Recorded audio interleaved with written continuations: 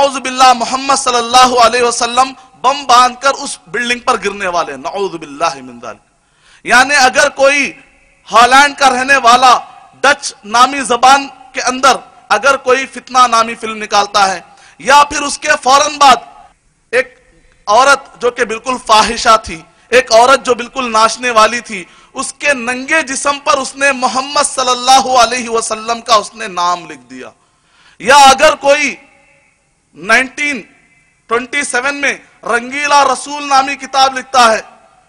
یا پھر اگر کوئی تاریخ میں ابو جہل پیدا ہو کر فرعون کی صفت بتاتے ہوئے، چاہے اس زمانے کا وہ ابو جہل ہو یا آج کے ڈنمارک کا کوئی بھی گستاخ رسول ہو، قیامت تک پورے کے پورے لوگ مل کر حضرت محمد مصطفیٰ صلی اللہ علیہ وسلم کی اگر گستاخی کرنا چاہیں گے تو ہرگز وہ گستاخی مکمل نہیں ہو سکتی، کیونکہ محمد جیسے آپ کہتے ہیں صلی اللہ علیہ وسلم کہ وہ میں جس کے تعریف کا قائل ہوں، وہ جس کی میں تعریف مانتا ہوں، پھر اچانک وہ کہے گا کہ یہ محمد جس کو تعریف کرتا ہوں وہ ایسا ہے اور ایسا ہے۔ فلاسفیکلی یہ کہا جاتا ہے کہ سیلف کانٹرڈکٹ اسٹیٹمنٹ غیر مقبول ہے، ناٹ ایکسپٹیڈ۔ ایسا جملہ جس جملے کے اندر کانٹرڈکٹ اسٹیٹمنٹ پایا جاتا ہو، ایسا جملہ غیر مقبول ہے، یعنی کہ جملے کو ایکسپٹ نہیں کیا جائے گا۔ ایک پاگل انسان ہی ایسا جملہ کہہ سکتا ہے جس جملے کے اندر کوئی اختلافی بات ہو، کوئی تضاد والی بات ہو، کوئی سیلف کانٹرڈکٹ والی بات ہو۔ ایک آدمی اگر یہ کہے کہ محمد وہ جس کی میں تعریف کا قائل ہوں، وہ جس کی میں تعریف مانتا ہوں، وہ ایسا اور ایسا ہے اور برا ہے، تو لوگ کہیں گے ابھی تعریف کر رہے تھے برائی کر رہے، یہ تو ہو ہی نہیں سکتا۔ اس لحاظ سے اللہ سبحانہ و تعالیٰ نے حضرت محمد مصطفیٰ صلی اللہ علیہ وسلم کی ناموس کی حفاظت فرمائے۔ اب قیامت تک اگر کوئی محمد صلی اللہ علیہ وسلم کا نام لے کر گستاخی کرے گا تو یہ سیلف ڈیلیٹ ہو جائے گا، یہ سیلف کانٹرڈکٹ ہونے کی وجہ سے ریجیکٹ ہو جائے گا۔ یہ حضرت محمد مصطفیٰ صلی اللہ علیہ وسلم کے نام کی خصوصیت ہے، اور یہی وجہ ہے کہ صحیح بخاری کے اندر نبی اکرم صلی اللہ علیہ وسلم نے جب ابو لہب کی بیوی ام جمیل نے جب یہ کہا مزممن عصینا ودینہ قلینا، ہم تو مزمم کی محمد نہیں کہتی تھی، ام جمیل ابو لہب کی بیوی محمد نہیں کہتی تھی، بلکہ کیا کہتی تھی؟ محمد اگر کہوں گی تو عرب کے لوگ جانتے ہیں جیسے ہم محمد کہہ لیں گے تو پھر سارا اختلاف ختم، ہم نے تعریف کو مان لیا تو پھر اختلاف رہا کیسا؟ تو نتیجے میں انہوں نے محمد کا نام بدل کر انہوں نے کہا مذمم، یعنی وہ جس کی ہم برائی بیان کرتے ہیں، عربی زبان میں اس کو کہتے ہیں مذمم۔ تو وہ کہتی تھی مذممن عصینا، کفار قریش کہتے تھے ہم مذمم کی نافرمانی کرتے ہیں، ودینہ قلینا، اور اس کے دین کو ہم چھوڑتے ہیں۔ تو حضرت محمد مصطفیٰ صلی اللہ علیہ وسلم نے کہا دیکھو دیکھو اے صحابہ، اللہ تعالیٰ نے میرے کیسے نام کی حفاظت فرمائی ہے، نہ جانے کس مذمم کی برائی کر رہے ہیں، میری تو برائی نہیں کر رہے، یہ لوگ مذمم کی برائی کر رہے ہیں، یہ محمد صلی اللہ علیہ وسلم کی برائی نہیں کر رہے ہیں۔ اللہ ان کو عرب کو معلوم تھا کہ محمد کہہ دینے کے بعد اگر کوئی برائی کرے گا تو برائی پڑ ہی نہیں سکتی ہے، میرے نبی صلی اللہ علیہ وسلم کے نام کے اللہ تعالیٰ نے کیسی حفاظت فرما دی۔ وَرَفَعْنَا لَكَ ذِكْرَكَ، اے نبی اکرم صلی اللہ علیہ وسلم ہم آپ کے درجے اور مرتبے کو بلند کر کے رہیں گے۔ اور اگر آپ غور کریں گے تو دنیا کے بہت سارے لوگ نبی اکرم صلی اللہ علیہ وسلم کی شان میں گستاخی کر رہے ہیں، اور اس میں سے کچھ ایسے بھی لوگ ہیں، وہ لوگ آپ سے پوچھیں گے کہ ٹھیک ہے ہم نبی صلی اللہ علیہ وسلم کی شان میں گستاخی نہیں کرتے، ہمیں کچھ ایسے دلائل کے ذریعے سے آپ سمجھا دیجئے، عقلی طور پر، سائنٹیفیکلی، اسٹیٹسٹیکلی، ہسٹوریکلی، اور اسی طرح پروفیسیز کے ذریعے سے آپ ہمیں سمجھا دیجئے کہ حضرت محمد صلی اللہ علیہ وسلم نبی کیسے ہیں۔ اگر آپ ثابت کر دیں تو ہم مان لیں گے۔ ایسے بھی بہت سارے ہمارے غیر مسلم پائے جاتے ہیں، تو میں چاہتا ہوں کہ ایسے بہت سارے غیر مسلم بھائیوں کے لیے بھی کچھ پوائنٹ میں آپ کے سامنے رکھ دوں۔ اگر آپ حضرت محمد مصطفیٰ صلی اللہ علیہ وسلم کی شان رسالت سمجھانا چاہتے ہیں کسی بھی غیر مسلم کو، تو آپ اس جملے سے شروع کر سکتے ہیں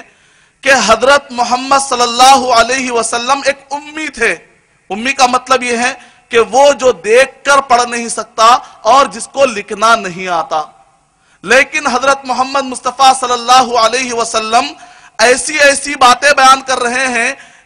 کہ سمندر کے بارے میں جب نبی اکرم صلی اللہ علیہ وسلم قرآن مجید میں جب سمندر کے بارے میں بتایا گیا تو سمندر پر سفر کرنے والوں نے کہا یہ کیسی کتاب ہے کہ محمد صلی اللہ علیہ وسلم نے تو کبھی سمندر کا اپنے سفر نہیں کیا، لیکن سمندر کا اس حد تک نقشہ کھینچ رہے ہیں، ایسا نقشہ کھینچ رہے ہیں جو سمندر پر ہمیشہ سفر کرنے والا ہے وہ بھی ایسا نقشہ نہیں کھینچ سکتا۔ آسمان کا سفر کرنے والوں نے جب پلٹ کر قرآن مجید کا انہوں نے مطالعہ کیا تو دیکھا کہ یہ قرآن مجید کے اندر اسپیس کے بارے میں، آسمان کے بارے میں اور اسی طریقے سے پلانٹس کے بارے میں اتنے ڈیٹیل اور اتنے بہترین پیرائے میں بات بتائی جا رہی ہے، بار بار آسمان کا سفر کرنے والا بھی اتنے بہترین طریقے سے نہیں بتلا سکتا۔ مثال کے طور پر اگر آپ پڑھیں گے سورہ انبیاء سورہ نمبر 21 کی آیت نمبر 30 کے اندر اولم یر الذین کفروا ان السماوات والارض کانتا رتقا ففتقناہما وجعلنا من الماء کل شیء حی افلا یؤمنون، یعنی کہ آج بہت سارے سائنسدان یہ کہتے ہیں کہ ہم نے بڑی تحقیق کے بعد بگ بینگ تھیوری کا نظریہ پیش کیا ہے،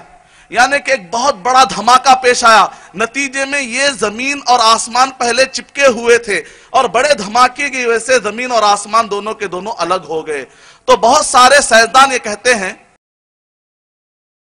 صلی علی محمد وعلی آل محمد کما صلیت علی ابراہیم وعلی آل ابراہیم انک حمید مجید اللہم بارک علی محمد وعلی آل محمد کما بارکت علی ابراہیم وعلی آل ابراہیم انک حمید مجید۔ بسم اللہ الرحمن الرحیم۔ تو بات ہماری یہ چل رہی تھی، اگر کوئی غیر مسلم بھائی جو نیوٹرل ہو، جو ایک کھلا ذہن رکھتا ہو اور جو سمجھنا چاہتا ہو کہ حضرت محمد مصطفیٰ صلی اللہ علیہ وسلم کیسے نبی ہیں، ذرا ہمیں سائنٹیفیکلی، ذرا ہمیں کچھ عقلی اعتبار سے یا لاجیکلی یا کچھ بھی ایک پوائنٹ دیجئے تاکہ ہم سمجھنا چاہتے ہیں، تو ایسے وقت پر آپ ان کو بتا سکتے ہیں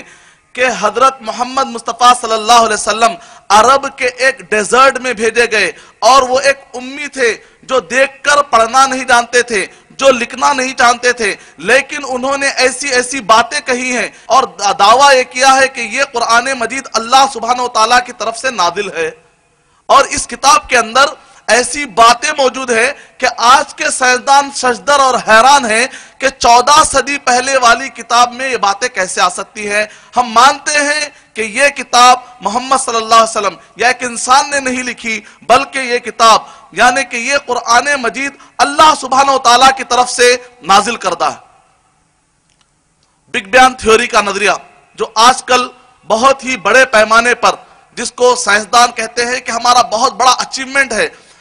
اس بگ بینگ تھیوری کے بارے میں کہ زمین اور آسمان ایک زمانے میں دونوں کے دونوں ملے ہوئے تھے اور اس کے بعد بڑا دھماکہ ہوا، زمین اور آسمان الگ ہو گئے۔ اگر آپ قرآن مجید کا مطالعہ کریں گے سورہ انبیاء سورہ نمبر 21 کی آیت نمبر 30 کے اندر اللہ سبحانہ وتعالیٰ نے ارشاد فرمایا اولم یر الذین کفروا، کیا وہ لوگ جنہوں نے کفر کیا ہے کیا وہ لوگ دیکھتے نہیں ہیں ان السماوات والارض کانتا رتقا، کہ آسمان اور زمین دونوں کے دونوں ملے ہوئے تھے، ففتقناہما، حضرت عبداللہ بن عباس رضی اللہ تعالیٰ تفسیر قرطبی کے حوالے کے مطابق انہوں نے ان سے پوچھا گیا کیا اس آیت کا مطلب یہ نکلا کہ زمین اور آسمان دونوں کے دونوں ملے ہوئے تھے؟ حضرت عبداللہ بن عباس رضی اللہ تعالیٰ نے کہا ہاں، پہلے زمین اور آسمان دونوں کے دونوں ملے ہوئے تھے، اللہ سبحانہ وتعالیٰ نے اسپیس کے ذریعے سے درمیان میں اسپیس لا کر زمین اور آسمان کو اللہ سبحانہ وتعالیٰ نے الگ کر دیا۔ اگر کوئی سائنسدان یہ آیت پڑھے گا تو اس کے بعد یہ سمجھ میں آ جائے گی ایک انسان یہ بات نہیں کہہ سکتا، وہ ضرور یہ بات مان لے گا کہ قرآن مجید اللہ سبحانہ وتعالیٰ کی طرف سے نازل کردہ ہے، اور جیسے ہی قرآن مجید اللہ سبحانہ وتعالیٰ کی طرف سے نازل ہو جائے گی حضرت محمد مصطفیٰ صلی اللہ علیہ وسلم کی نبوت بھی ثابت ہو جائے گی۔ اللہ تعالیٰ نے قرآن مجید میں ارشاد فرمایا سورہ انعام سورہ نمبر 6 کے آیت نمبر 33 کے اندر وَلَا يَحْزُنُكَ الَّذِينَ يَقُولُونَ فَإِنَّهُمْ لَا يُكَذِّبُونَكَ وَلَكِنَّ الظَّالِمِينَ بِآيَاتِ اللَّهِ يَجْحَدُونَ۔ اے نبی اکرم صلی اللہ علیہ وسلم، یہ دنیا والے لوگ آپ کو نہ سمجھتے ہوئے اگر کچھ باتیں کہہ دیتے ہیں تو آپ کو غم کرنے کی ضرورت نہیں ہے، یہ تو آپ کا انکار نہیں کر رہے ہیں۔ اگر کوئی شخص محمد صلی اللہ علیہ وسلم کا انکار کرے گا تو دراصل وہ اللہ سبحانہ وتعالیٰ کی آیتوں کا اور اللہ سبحانہ وتعالیٰ کی قرآن مجید کا وہ انکار کر رہا ہے۔ اور اسی طریقے سے اگر آپ پڑھتے ہیں سورہ مومنون سورہ نمبر 23 کے اندر ایک بہترین نظام بتایا گیا ہے کہ کس طریقے سے ایمبریولوجی کہ بچہ کیسے ڈیولپ ہوتا ہے ماں کے پیٹ میں. اور ڈاکٹر کیت مورے نے کہا کہ ہمارے فیلڈ میں سب سے ڈیفیکلٹ بات یہ ہے کہ جس وقت پر ماں کے پیٹ میں رحم مادر میں بچہ جو ڈیولپ ہوتا ہے، ہم نے سوچا کہ شاید کہ پہلے ہم ویک میں بانٹیں گے، تب بھی بڑا مشکل پیش آئی. ٹائم پیریڈ کی شکل میں بانٹیں گے، کس طریقے سے بچے کے سٹیجز کو معلوم کیا جائے تاکہ وقت پر اس کے حساب سے ہم دوائی دے سکیں، اس کے حساب سے صحیح گائیڈنس دے سکیں ماں باپ کو. لیکن سٹیجز صحیح طور پر ہم نہیں بتا سکے. لیکن جس وقت پر میں نے سورہ مومنون سورہ نمبر 23 کی آیت نمبر 13 پڑھی تو مجھے پتا چل گیا کہ قرآن مجید نے جو بہترین سٹیجز بتائے، ثم جعلناہ نطفۃ فی قرار مکین، ثم خلقنا النطفۃ علقۃ فخلقنا العلقۃ مضغۃ فخلقنا المضغۃ عظاما فکسونا العظام لحما ثم انشأناہ خلقا آخر فتبارک اللہ احسن الخالقین. کہ قرآن مجید نے کہا کہ ایک سٹیج نطفے کا، اس کے بعد سٹیج آتا ہے علقہ کا، اس کے بعد سٹیج آتا ہے مضغہ کا، اس کے بعد سٹیج آتا ہے ہڈیوں کا، اس ہڈیوں کو چمڑا پہنانے کا. اس طریقے سے اللہ سبحانہ وتعالیٰ نے سٹیجز بتائے. کہا کہ اس فیلڈ کی سب سے پرفیکٹ اگر سٹیج کی سٹڈی کی جائے تو قرآن مجید نے جو سٹیجز بتایا ہے سب سے پرفیکٹ سٹڈی ہے. اور اس کے بعد ڈاکٹر کیت مورے صاحب نے کہا میں یہ بات ماننے کے لیے تیار ہوں کہ یہ کوئی انسان یہ کتاب نہیں لکھ سکتا. 14 صدی پہلے اگر یہ کتاب لکھی گئی ہے تو میں ماننے کے لیے تیار ہوں کہ یہ کتاب کسی انسان کی نہیں بلکہ اللہ سبحانہ وتعالیٰ کی طرف سے نازل ہے. یعنی کہ محمد صلی اللہ علیہ وسلم کا یہ جو دعویٰ ہے کہ اللہ سبحانہ وتعالیٰ کی طرف سے یہ قرآن مجید نازل ہے، جیسے آپ نے قرآن مجید کو مان لیا، ادھر آپ نے حضرت محمد مصطفیٰ صلی اللہ علیہ وسلم کی نبوت کو بھی آپ نے مان لیا. یہ تو سائنٹیفیکلی آپ سمجھا سکتے ہیں. ویسے خود نبی اکرم صلی اللہ علیہ وسلم نے خود آپ نے کچھ پیشن گویاں بھی کی ہیں. اس کے ذریعے سے بھی آپ اندازہ لگا سکتے ہیں کہ نبی اکرم صلی اللہ علیہ وسلم کے جو پروفیسیز ہے وہ من اور ان یعنی کہ ڈاٹ پوری ہوئی. مثال کے طور پر اگر آپ پڑھتے ہیں صحیح بخاری کی حدیث نمبر 3571 سے لے کر حدیث نمبر 3648 یعنی لگ بھگ 70 احادیث ہے جو حضرت امام بخاری رحمت اللہ علیہ نے حضرت محمد مصطفیٰ صلی اللہ علیہ وسلم کے جو پروفیسیز ہے اور نبی ہونے پر 70 احادیث انہوں نے پیش کی. اس کے اندر ایک تو بات یہ ہے کہ جس وقت پر نبی اکرم صلی اللہ علیہ وسلم کے معراج کا واقعہ پیش آیا، اس وقت پر کفار قریش نے آ کر کہا آپ یہ کہنا چاہتے ہیں کہ آپ راتوں رات مکے سے آپ بیت المقدس چلے گئے اور بیت المقدس سے آپ نے آسمانوں کا سفر کیا اور واپس بھی آ گئے. تو حضرت محمد مصطفیٰ صلی اللہ علیہ وسلم نے کہا ہاں میں یہ بات دعویٰ کر رہا ہوں، یہ بات میں کہہ رہا ہوں. ابو جہل کو موقع ملا، کفار قریش کو موقع ملا، وہ فوراً حضرت ابوبکر صدیق رضی اللہ تعالیٰ عنہ کے پاس آ کر کہتے ہیں اے ابوبکر صدیق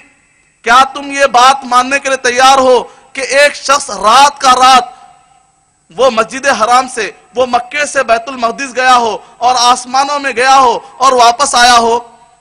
تو حضرت ابوبکر صدیق رضی اللہ تعالیٰ عنہ نے کہا میں یہ بات ماننے کے لیے تیار نہیں ہوں. تو فوراً انہوں نے کہا تمہارے صاحب حضرت محمد مصطفیٰ صلی اللہ علیہ وسلم یہ بات کہہ رہے تھے.